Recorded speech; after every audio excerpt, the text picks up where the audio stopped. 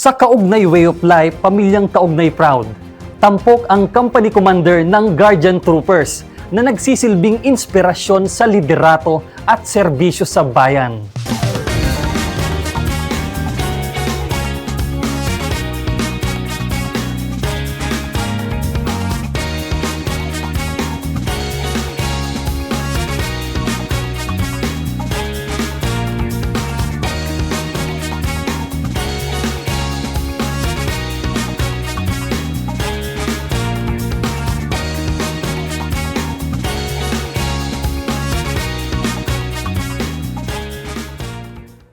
Sa bawat tahimik na umaga ng pagsasaka at sa bawat init ng kalsadang pinaglilingkuran bilang isang traffic enforcer, may isang kwentong unti-unting hinubog ng pangarap, hirap, sakripisyo at walang sawang pag-asa.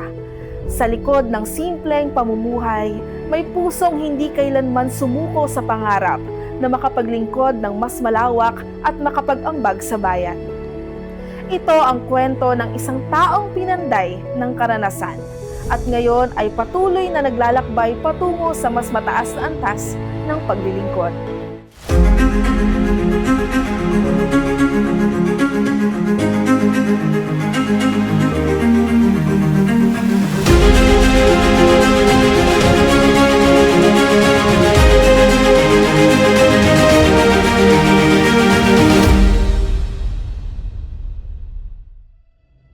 Magandang araw, pamilyang Kaugnay! Welcome sa panibagong segment ng Kaugnay Way of Life.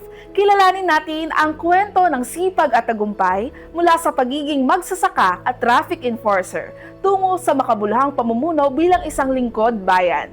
Kasama natin ngayon ang Company Commander ng Charlie Company 48th Infantry Battalion, 7th Infantry Division. Sir, pwede po ba kayong magpakilala? Sa lahat ng pamilyang Kaugnay, magandang umaga sa ating lahat. Ako po si First Lieutenant Ralph Salvador L. Santiago, ang Company Commander ng Charlie Crusader Company ng 48th Infantry Battalion under the leadership of our Battalion Commander, Lieutenant Colonel Kenny Ray C. Tizon, Infantry General Staff Corps, Philippine Army. Ako po ay nanggaling sa Dipolog City, Zamboanga del Norte, happily married, and nakapagtapos po ako sa kursong BS Criminology. Sir, bago kayo nagsundalo, ano po yung mga pinakamahalaga or hindi nyo makakalimutang experiences ninyo sa labas? Marami akong experience nung during my civilian life. Since ako personally sa pamilya namin, nagmula din kami sa mahirap na pamilya. Yes. So, ang father ko is a tricycle driver and mother ko is a housewife. Kaya during my college days, nag-struggle din kami, especially sa financial. During that time, since meron kaming sinasaka na palayan. Yes, so, sir. doon ako nahubog, doon ako na-practice sa mga gawaing agrikultura. And then, during my college days, dahil hirap kami sa buhay dati, nag-avail ako or nag-apply ako sa isang scholarship din doon sa local government unit namin sa Dipolog City. Nakuha ko yung scholarship sa Alaylacan. Yung scholarship na yon, may binibigay siya na grant na allowance or pera. Yung tuition ko during that time, 15K, then yung binibigay sa amin ng scholarship is umabot siya ng 10K. Yes, sir. So ang pinoproblema na lang ng parents ko ngayon is yung 5K na pangdagdag sa tuition tsaka yung sa allowance ko. Kaya yun nga, ang ginagawa ko pag may available time or kung going yung mga activity sa palayan or may mga inaani doon sa amin is nag-sideline ako doon. Yes, sir. Ilang taon ka, sir, nung nag-umpisa kang magsaka? Early age, nung elementary ako, siguro nung mga grade 3, grade 4. So, in-expose na kami ng parents namin sa palayan. Tinuturuan ako ng father ko kung paano magsaka. So, lahat ng ginagawa doon is tinuro niya sa akin para makatulong ako sa kanya. So, yun din yung naging isang way para makatulong ako sa parents ko para masuportahan ko rin yung pag-aaral. Para hindi ako maging pabigat sa pamilya namin, nag-apply ako sa LGU namin dahil hiring sila ng isang slot sa traffic enforcer. So, nag-apply ako and then nakapasok ako doon. So doon din nagsimula yung kung bakit ako nakapasok dito sa Army. Dahil sa time na yon is may kasama ako na dating ex-Marines. So retired Marine siya.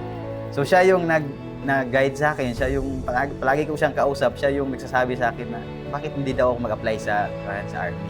So nag-apply ka, sir? Dahil doon sa mga tinuro niya sa akin, kung paano mag-apply, gano'n. Tapos sinabi din niya kung gaano kahirap ang army. Yes, sir. Doon ko napagtanto, why not? Dati, wala talaga akong plano mag-army. Yes, sir. Kaya nga, ang kinuha ko na course is criminology dahil gusto ko mag-police Yes, noong sir. time na yon. Kilala ko yung pinsan ko na taga-Armor Division. Umuwi siya, pero ang nagsabi sa akin noon, ang nag-inform sa akin na pauwi siya is yung isang pinsan ko na kaklase ko sa college. So siya yung nag-open noon na may pinsan daw kami na sundalo din. Yes, sir. So, sabi niya na bakit hindi daw namin i-try mag-apply sa army since ang sa PNP is may height waiver siya. Pinuruso ko yun. Pumunta kami doon sa pinsa namin, sa Lanao. Nagbiyahe kami. Pagkadating doon, andun talaga siya. Then, sabi niya sa amin, magpunta lang daw kami dito sa Bonifacio, Yes, sir. sa HQ. Siya na daw bahala sa amin doon. So, doon nag-start yung story ko. Kaya ako nakapasok dito sa army. Yung pagpasok niyo, sir, is bilang officer agad yung in-applyan niya, sir? Hindi muna. Bali, ang nangyari kasi, nag-exam ako ng APSAT. Pag-exam ko ng APSAT, wala akong kalam-alam kasi noon, wala akong background. Tapos, nung pagkalabas ng result, ang lumabas is pang-officer, yung score. Yes. Akala ko, pare-parehas lang yun, yung pang-officer tsaka pang-enlisted. Wala man akong kalam-alam noon. Tapos, sabi ng pinsan ko, Insan, ang gawin na lang natin para sigurado, kaya kung mag-officer ka tapos hindi ka matanggap, sigurado babalik ka lang sa inyo. Yes, sir. Pero kung mag-enlisted ka tapos makapasok ka, pwede ka rin mag-apply ng officer. Kumbaga, doon kayo sa sure win, At sir. least may drawback ako kung Yes, sakali Yes, sir. hindi makapasok sa officer, at least babalik ako sa enlisted. Yes, sir. So doon, kaya ang in-applyan ko una is nag-enlisted muna ako sa Armor Division ako nag-apply noon. Pero sir, kung ma-look back mo or matitingnan mo yung experiences mo noon, tingin mo ba ay valid yung mga training na ginawa sa inyo sa kung ano ka ngayon? Yes.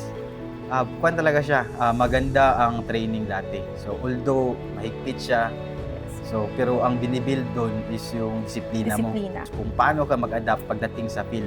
Since ang condition sa field is pabago-bago, na-develop sa amin yung hindi ka talaga susuko basta-basta. Yes, sir. Sa class namin is walang incident na yung parang mabilis madumoral. Yes, sir. To the point na umabot sa papakamatay. Yes, sir. Wala yun sa amin dahil sa training pa Sanay lang, kayo. sinubog na kami na ganun. Iba naman sa CS, since sa CS is followership ang tinuturo Yes, doon. sir. So, sunod ka na lang ng sunod. Sunod ka kung anong gusto mangyari ng leader natin. Since ang dinedevelop sa CS is followership. Yes, sir. Pumasok ako sa OCS, so may pagbabago naman. Ang pinofocus doon is yung leadership skills Yes, mo sir. naman. Sa OCS, yung sa training, syempre, may kaibahan talaga. Since sa CS is followership, OCS is leadership. Leadership. Hindi siya masyadong heavy sa physical na aspect. Kaya ang dinidevelop doon is yung Mental. intellectual, mental, social aspect, Yes. emotional aspect mo doon. Lalo na yung sa pag-lead mo sa tao. Yes, sir. Siguro, masabi ko na mas mahirap talaga doon sa CS Yes, sir. compare sa OCS. Pero leadership kasi ang tinuturo doon. Dito sa 7th Infantry Division, ang naging first deployment niya, sir. Bali, ito ang first division ko. Pag-deploy pala namin, naging unit assignment ko sa 48 IB. After namin ng orientation dito sa division, dineploy agad ako doon sa Davao. Ang nabutan ko na assignment ng 48 IB noon is andun siya sa Davao de Oro, particularly sa municipality ng Pantukan. Yes. So doon din, nung pag-deploy sa amin doon, so inorient ako ng 1 week, operate na agad ako noon. During sa operation naman, first time ko na nasabi din sa sarili ko ng time na yun. Umabot kasi kami ng almost 6 months mahigit na dire-diretso ang operation. Na low moral kayo, Oo, sir. medyo nalumural Tagal. ako. Oo, dahil syempre sa katagalan ng lakad, parang puro puno lang nakikita ko. Yes, Pag sir. makababa kami ng sityo, masaya na kami. Yes, sir. Dahil pag makita kami ng bagong tao, may makabulahan. Kaya doon, kami lang talaga nakikita sa bundok. Tapos yun nga, medyo may time na, mabot din sa time na parang bumababa yung moral mo. Yes, sir. Pero yun nga, babalikan mo naman yung sa military professionalism natin. Bakit tayo nagsundalo? Yes, sir. Tapos yun nga, pag medyo dating sa point na parang malumural ka, matawag lang ako sa amin sa bahay namin. Yes. Tapos kausapin ko yung parents ko. Yun, sila yung nagmumotivate sa akin. Yes, sir. Lalo na sa class namin, katulad sa class namin, mabilis kami nabawasan agad. So, going operation namin, nabalitaan mo na lang yung classmate mo na Wala sa na. encounter ko. takbuhin yung sa operasyon namin nun na. Kaya sinabi ko sa sarili ko na tinanggap ko na sa sarili ko na kung hanggang saan lang ako, doon lang talaga. Sir, ano naman yung pinaka-unforgettable experience ninyo during operation? May significant contribution po ba kayo, accomplishment during operation? Mag-election duty muna kami sa Maguindanao naman. Yes, sir. Dahil natapos namin yung threat group sa Bukidnon, lumipat kami ng Maguindanao. So, sa Maguindanao naman, in-ensure namin yung harmonious flow ng election.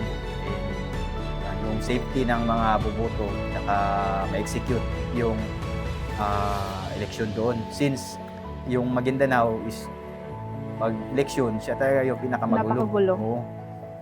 So, luckily naman, during sa deployment namin doon, is wala namang nangyaring untoward incident. Yes. So, ibig sabihin pala, sir, kahit na may problemang dumating sa inyo, marami pa rin kayong contribution sa 10 ID during that time, kahit na OPCON unit lang kayo. So, ibig sabihin yan, Pamilyang Kaugnay, is napakalaking contribution ng kaugnay na mga tropa natin sa panig ng Mindanao.